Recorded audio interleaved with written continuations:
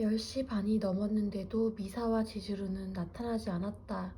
마코토는 누군가 두고 간 신문을 펼쳐 들고서도 시선을 프런트에서 떼지 않았다. 빨리 마음을 고백하고 싶다기보다 지금은 그저 그녀의 얼굴을 보고 싶었다. 심장은 여전히 빠른 속도로 뛰고 있었다. 여자 손님 하나가 프런트로 다가갔다. 순간 퍼뜩 놀랐지만 다른 사람이라는 것을 알고 실망하며 눈물을 내리깔았다. 여기서 묵고 싶은데 방이 있나요? 여자 손님이 물었다. 한 분이신가요? 프런트 직원이 묻는다. 네. 그럼 싱글이라도 괜찮습니까? 네, 괜찮아요. 알겠습니다. 준비해드리죠. 12,000엔, 15,000엔, 18,000엔 이렇게 세 종류의 방이 있는데 어느 걸로 하시겠습니까? 12,000엔짜리로 할게요. 다행히 예약하지 않고도 잘 수 있나 보군 하고 마코토는 생각했다. 오늘 밤은 단체 손님도 없는 모양이다. 그는 입구 쪽을 한번 바라보고 나서 다시 멍하니 신문을 들여다보았다. 글자를 읽고 있기는 한데 내용은 하나도 머리에 들어오지 않는다. 그 와중에 한 가지 그의 관심을 끄는 기사가 있긴 했다. 도청에 관한 것이었다. 작년에서 올해에 걸쳐 공산당원의 전화가 경찰에 의해 도청당하는 일이 잇따라 발생했던 모양이다. 그래서 공안 경찰의 행태 등에 관해 각처에서 논의가 이루어지고 있다는 내용이었다. 그러나 마코토의 관심은 그런 정치적인 부분에 있지 않았다. 도청이 발각되기까지의 경위가 마음에 걸렸다. 전화의 잡음이 늘고 수화 음량이 작아져서 전화 소유자가 통신회사의 조사를 의뢰한 것이 계기였다고 한다. 문득 자기 집은 괜찮은 걸까 생각했다. 그의 전화도 기사에 쓰여 있는 것과 똑같은 증상을 보이고 있기 때문이다. 하기야 그의 전화를 도청해서 이득을 볼 만한 사람이 있을 것 같지는 않았다. 마코토가 신문을 접었을 때였다. 프런트 직원이 그에게 다가왔다. 미사와 씨를 기다리고 계신가요? 네, 그런데요. 마코토는 저도 모르게 엉덩이를 들었다. 실은 방금 전화가 왔습니다. 예약을 취소하시겠다고요. 취소라고요? 마코토는 온 몸의 힘이 쭉 빠져나가는 것을 느꼈다. 지금 어디 있답니까? 그런 말씀은 없었습니다. 그리고 전화를 하신 분은 남자였습니다. 남자요? 네. 직원이 고개를 끄덕였다. 마코토는 휘청휘청 걸음을 옮기기 시작했다. 뭘 어떻게 해야 할지 알 수 없었다. 하지만 적어도 여기서 마냥 기다려봐야 무의미하다는 것만은 분명했다. 그는 정면 현관을 통해 밖으로 나갔다. 택시가 쭉 늘어져 있었다. 맨 앞에 있는 택시에 올라탄 그는 세이조로라고 말했다. 갑자기 웃음이 터져나왔다. 자신의 어처구니 없음이 우스꽝스러워 견딜 수 없었다. 결국 자신과 그녀 사이의 운명의 끈은 이어지지 않았다고 그는 생각했다. 호텔 예약을 취소하는 것은 흔치 않은 일이다.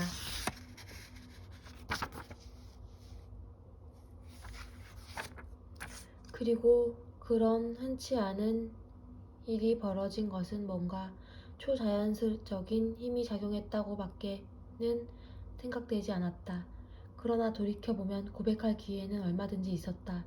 그 기회를 다 놓치고 오늘까지 왔다는 것 자체가 애당초 잘못된 일인지도 모른다. 그는 주머니에서 손수건을 꺼내 이마에 맺힌 땀을 닦았다. 그 손수건을 도로 주머니에 넣으려던 그는 그것이 지주루에게 선물 받은 것임을 깨달았다. 내일의 피로연 순서를 떠올리며 그는 눈을 감았다. 8장 가게 문을 닫을 시각인 6시가 되어갈 무렵 50살 전후로 보이는 체구가 작은 중년 남자와 고등학생으로 보이는 깡마른 소년이 함께 들어왔다. 분위기로 보아 부자 간인가 보다고 소노무라 도모이코는 짐작했다. 게다가 아들 쪽은 도모이코가 아는 얼굴이었다. 가게에 몇 번인가 온 적이 있기 때문이다. 그러나 소녀는 좀처럼 입을 여는 일도 무엇을 사는 일도 없이 전시돼 있는 고급 컴퓨터를 들여다보다가 돌아갈 뿐이었다. 그런 손님은 그 소년 외에도 여럿이 있었다. 도모이코는 전혀 눈치를 주지 않았다. 눈치를 줬다가는 구경만 하는 것은 안 되는 줄 알고 두 번 다시 발걸음을 하지 않을 우려가 있기 때문이다. 마음껏 구경하고 만에 하나 생각지 못했던 수입이 생기거나 성적이 올라 부모님이 선물을 사주겠다고 했을 때 손님으로 찾아와 주면 된다는 것이 이 가게의 경영자, 즉 기리하라 류지의 생각이었다. 금태 안경을 낀 아버지는 좁은 가게 안을 한 바퀴 둘러본 후 우선 간판 상품인 컴퓨터에 눈길을 주었다. 소년이 늘 들여다보던 물건이었다. 부자는 그 컴퓨터를 보면서 뭐라고 소곤소곤 얘기하고 있었다. 이윽고 아버지가 뭐야 이게 하면서 몸을 뒤로 크게 젖혔다. 상품의 가격표를 본 모양이다. 아무리 그래도 이건 너무 비싸지 하고 어림없다는 투로 아들에게 말한다.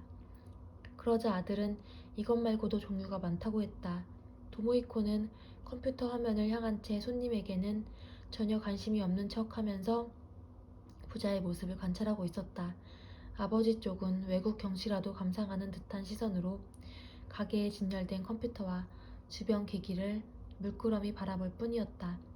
컴퓨터에 관한 지식이 없는 게 분명했다. 흰머리가 약간 섞인 머리를 단정하게 손질한 그는 목이 올라오는 스웨터 위에 털실로 짠 가디건을 걸친 캐주얼한 차림이지만 회사원 냄새를 지울 수는 없었다. 어느 회사의 부장쯤 되겠지 하고 도모이코는 값을 매겼다. 12월인데 이런 차림이라는 것은 자가용을 타고 왔다는 뜻이다. 진열 테이프 케이스 안에 든 부품류를 체크하던 나카지마 히로에가 도모이코를 힐끔 보았다. 말이라도 건네보는 게 좋지 않겠어 하는 시선이다. 알고 있어 라는 의미로 그는 살며시 고개를 끄덕였다. 적당한 기회를 보던 도모이코가 자리에서 일어섰다. 그리고 부자를 향해 친절하게 미소 지었다. 어떤 물건을 찾으시죠? 그러자 아버지 쪽에서 옳다구나 싶으면서도 다소 기가 죽은 표정을 지었다. 아들 쪽은 타인과의 소통이 서툰지 부르퉁한 얼굴로 선반에 전시된 소프트웨어에 눈길을 준 채 돌아보지 않는다. 아니 아들이 컴퓨터를 사고 싶다고 하는데 그리고 아버지는 쓱 웃어 보였다. 어떤 걸 사야 좋을지 도무지 알 수가 있어야지. 어떤 용도로 사용하실 건데요? 도모이코는 부자의 얼굴을 번갈아 보았다.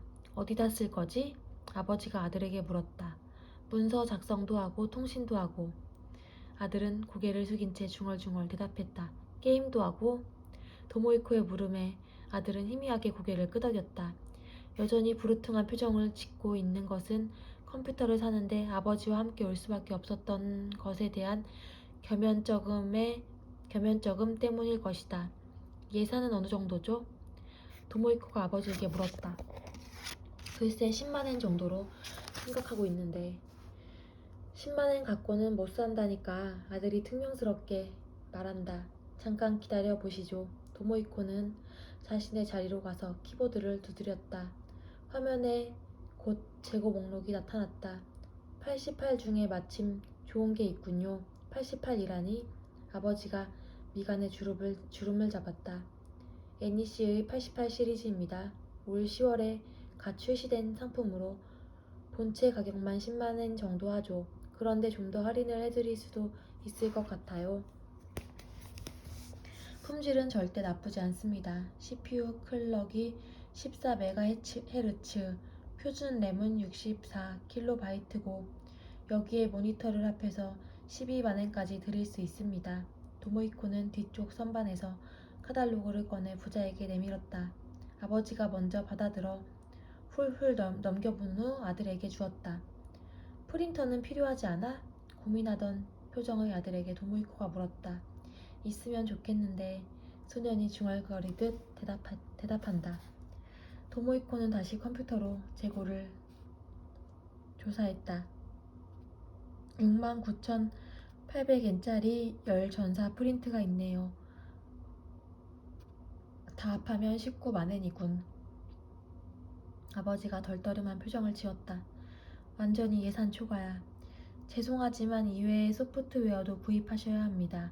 소프트웨어? 컴퓨터가 여러 가지 일을 할 수 있도록 해주는 프로그램이죠.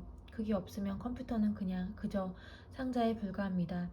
스스로 프로그램을 만들 수 있으면 얘기가 다르지만요. 뭐야, 그런 건 세트로 들어있는 게 아닌가? 용도별로 다른 프로그램이 필요합니다. 워드 프로세서와 그 밖의 대표적인 소프트웨어 몇 개를 추가하면 도모이코가 전자계산기를 두드려 최종적으로 16만 9,800엔이라는 숫자를 아버지에게 보였다. 이 정도면 어떠시겠습니까? 다른 가게에서는 절대 나올 수 없는 금액입니다. 아버지가 입술을 일그러뜨렸다. 예상보다 돈이 더 들게 되어 기분이 좋지 않은 듯 했다. 그런데 아들 쪽은 전혀 다른 생각을 하고 있었다. 98은 많이 비싼가요? 98 시리즈는 30만엔 정도 생각해야지. 거기에 주변 기기까지 갖추려면 40만엔이 넘을지도 몰라. 그건 안 돼. 어린애 장난감 치고는 너무 비싸. 아버지가 고개를 흔들었다. 그 88인가 뭔가 하는 것도 비싼데 말이야. 어떻게 하시겠습니까? 부득이 예산에 맞추시겠다면 그런 상품도 있긴 합니다만 성능이 상당히 떨어집니다. 기종도 오래된 것이고요. 아들의 얼굴을 바라보는 아버지의 눈에 망설이는 기색이 드러났다. 그러나 결국 아들이 애원하는 듯한 시선을 이겨내지 못하고 그럼 그 88이라는 걸 사지 라고 대답했다. 감사합니다. 직접 들고 가시겠습니까? 그래, 차로 왔으니까 싣고 가면 되겠지? 그럼 바로 물건을 가져오겠습니다. 잠깐만 기다려주세요. 지불 절차는 나카지마 히로에에게 맡기고 도모이코는 가게를 나왔다. 가게라고 해봐야 사무실용으로 개조한 소형 아파트 하나다. 문에 붙어있는 컴퓨터숍 뮤젠이라는 간판이 없다면 무얼 하는 곳인지도 모를 정도였다. 그리고 창고용으로 사용하는 곳은 바로 옆집이었다. 그곳에는 사무용 책상과 간단한 소파 세트가 놓여있다. 도모이코가 들어가자 마주보고 앉아있던 두 남자가 거의 동시에 그를 보았다. 한 사람은 기리하라고 다른 한 사람은 가네시로라는 남자였다. 88이 팔렸어. 기리하라에게 점포를 보이면서 도모이코가 말했다. 모니터와 프린트 세트로 1698. 간신히 88을 다 팔았군. 잘했어. 골칫거리가 사라졌으니. 기리하라가 한쪽 뺨에 미소를 떠올렸다. 이제부터는 98 시대니까 말이야. 맞아. 아파트 안에는 컴퓨터와 관련 기기가 든 종이 상자들이 천장 근처까지 줄줄이 쌓여 있었다. 도모이코는 상자에 인쇄된 모델 번호를 살피면서 물건들 사이를 걸었다. 참 소박한 장사로군. 10만엔 정도를 떨어뜨리고 가는 손님이 간간히 오는 정도잖아. 가네시로가 비아냥조로 말했다. 종이 박스들 사이에 서 있는 도모이코에게는 가네시로의 얼굴도 보이지 않지만 그 표정이 어떨지는 미루어 짐작하고도 남았다. 홀쭉한 뺨을 일그러뜨리며 움푹 파인 눈을 부라렸을 것이다. 그 남자를 볼 때마다 도모이코는 해골을 연상하지 않을 수 없었다. 회색 양복을 입은 경우가 많은데 크기가 맞지 않는 옷걸이에 걸린 것처럼 어깨 부분이 늘 붉어져 나와 있었다. 소박한 게 제일이에요. 기리하라 류지가 대답했다. 수입은 적지만 리스크도 작으니까요. 낮고 불분명한 웃음소리. 가네시로의 거심이 틀림없었다. 이봐, 작년 일 잊었어? 꽤 짭짤했잖아. 덕분에 이런 가게도 얻었고 말이야. 다시 한번 승부를 걸어보겠다는 생각은 안 드나? 전에도 말했지만 그렇게 위험한 다리를 건너는 줄 알았으면 당신들과 같이 눈 감고 건너는 짓은 안 했을 겁니다. 한 발만 헛디뎠어도 모든 걸 잃어버릴 뻔했다고요. 거참 과장도 심하네. 우리가 바보인 줄 알아? 준비만 빈틈없이 하면 걱정할 거 없다고. 그쪽도 우리 정체를 몰랐던 거 아니잖아. 전혀 위험성 없는 다리라고는 생각하지 않았을 텐데. 아무튼 이번 일은 사양하겠습니다. 다른 데 가서 알아보시죠. 무슨 얘기지? 하고 물건을 찾으면서 도모이코는 생각했다. 몇 가지 가설이 머리에 떠올랐다. 가네시로가 어떤 용건으로 기리하라를 찾았는지 대충 파악하고 있다고 생각한다. 드디어 찾는 상자가 모두 나왔다. 컴퓨터 본체와 모니터, 프린터 이렇게 세 가지다. 도모이코는 그 상자들을 하나씩 밖으로 날랐다. 그때마다 기리하라 가네시로 옆을 지나갔지만 두 사람은 말없이 서로를 노려볼 뿐 더는 얘기를 엿들을 수 없었다. 기리하라. 창고를 나오기 전에 도모이코가 그를 불렀다. 이제 가게 문을 닫아도 될까? 응 하고 기리하라가 대답했다. 마음이 딴 데 가 있는 듯한 목소리다. 닫아. 알았어 라고 대답하고 도모이코는 창고를 나왔다. 두 사람이 말을 주고받는 동안 가네시로는 한 번도 도모이코 쪽을 보지 않았다. 손님에게 물건을 건넨 후 도모이코는 가게 문을 닫았다. 그리고 나카지마 히로이에게 밥을 먹으러 가자고 했다. 그 사람 와있지? 히로에가 눈썹을 찌푸리며 묻는다. 그 해골처럼 생긴 사람 말이야. 그녀의 말에 도모이코는 푸 웃음을 터뜨렸다. 히로에가 자신과 똑같은 인상을 받았다는 사실이 우스웠던 것이다. 그 말을 하자 그녀 역시 한바탕 웃었다. 하지만 그녀는 이내 표정이 어두워졌다. 기리하라 씨는 그 사람과 무슨 얘기를 나누고 있는 걸까? 그 사람 대체 뭐야? 도모이코 씨는 뭐 아는 거 없어? 글쎄 그 문제라면 좀 이따가 천천히 얘기하자. 그렇게 말하고 도모이코는 코트를 팔에 내끼었다. 코트를 팔에 끼웠다. 한마디로 설명할 수 있는 일이 아니다. 가게에서 나온 도모이코는 히로에와 나란히 방거리를 걸었다. 12월 초순인데 벌써 거리 여기저기에 크리스마스 장식이 등장했다. 이브에는 어디 갈까? 도모이코는 속으로 생각했다. 작년에는 유명한 호텔이 있는 프렌치 레스토랑을 예약했다. 하지만 올해는 아직 이렇다 할 아이디어가 떠오르지 않는다. 아무튼 올해도 히로에와 함께 보내게 될 것이다. 그녀와 같이 보내는 세 번째 크리스마스 이브다. 도모이코는 히로에를 아르바이트하는 곳에서 만났다. 대학교 2학년 때였다. 당시 도모이코는 싸게 팔기로 유명한 대형 전자제품 매장에서 아르바이트를 했다. 그곳에서 컴퓨터와 워드 프로세서 판매를 담당했다. 그 분야에 상세한 지식이 있는 사람이 많지 않아 도모이코의 역할이 컸고 판매 담당으로 들어갔음에도 때로는 서비스 관련 업무까지 도맡아 했다. 그가 그런 곳에서 아르바이트를 하게 된 것은 그때까지 기리하라를 도와 일하던 무한기획이 휴업 상태에 들어갔기 때문이었다. 컴퓨터 게임 붐을 타고 프로그램을 판매하는 회사가 난립하는 바람에 조악한 프로 소프트웨어가 나돌았고 그 결과 소비자의 신뢰를 배신한 꼴이 되고 말아 다수의 회사가 도산했던 것이다. 무한기획도 그 경량을 이기지 못했다. 하지만 지금은 그렇게 된 것을 고맙게 여기고 있다.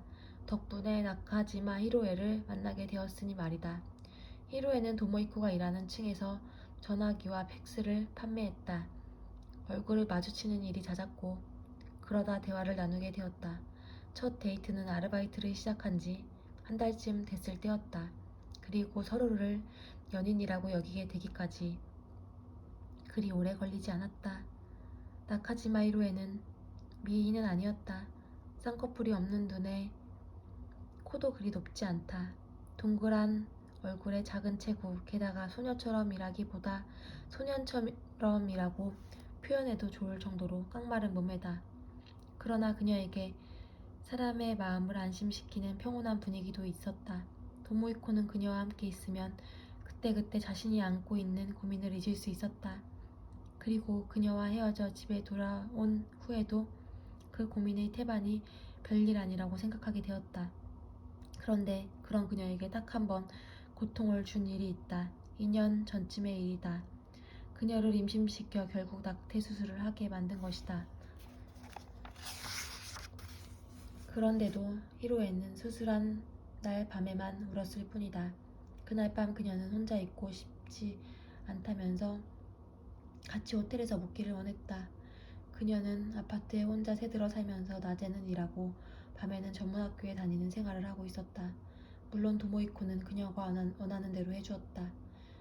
침대에 든 후 그는 수술을 받고 온 그녀의 몸을 꽉 안아주었다. 그녀는 떨면서 눈물을 흘렸다. 그리고 그 후로 그녀가 당시의 일을 떠올리며 우는 일은 결코 없었다. 도모이코의 지갑 속에는 투명하고 가는 파이프 같은 것이 들어있다. 담배를 절반으로 가른 정도의 크기다. 한쪽에서 들여다보면 두 겹의 빨간 동그라미가 보인다. 히로에가 임신을 할 때 사용했던 임신 판정 기구다. 두 겹의 동그라미는 임신을 뜻한다. 사실 도모이코가 갖고 있는 기구의 바닥에 보이는 두 겹의 동그라미는 나중에 그가 빨간 유성펜으로 그려 넣은 것이다. 실제로 사용했을 때는 히로에의 소변을 넣은 기구 바닥에 빨간 침전물이 생겼고 그것이 판정의 표시였다. 도모이코가 그것을 소중하게 간직하고 있는 까닭은 스스로를 경계하기 위해서다. 두 번 다시 히로에에게 그런 고통을 안기고 싶지 않았다. 그래서 지갑 속에는 콘돔도 늘 넣고 다닌다.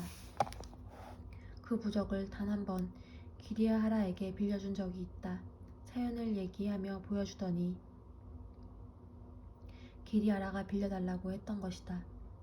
어디에 쓸 거냐고 묻자 보여주고 싶은 사람이 있다고 할 뿐 기리하라는 그 이상의 자세한 얘기는 하지 않았다. 다만 그것을 돌려줄 때 기리하라는 의미심장한 미소를 지으며 이렇게 말했다. 남자란 참 약한 동물이야. 임신이라는 말만 나왔다 하면 꼼짝을 못하니 말이야. 그가 그 부적을 어디에 사용했는지도 지금은 모른다.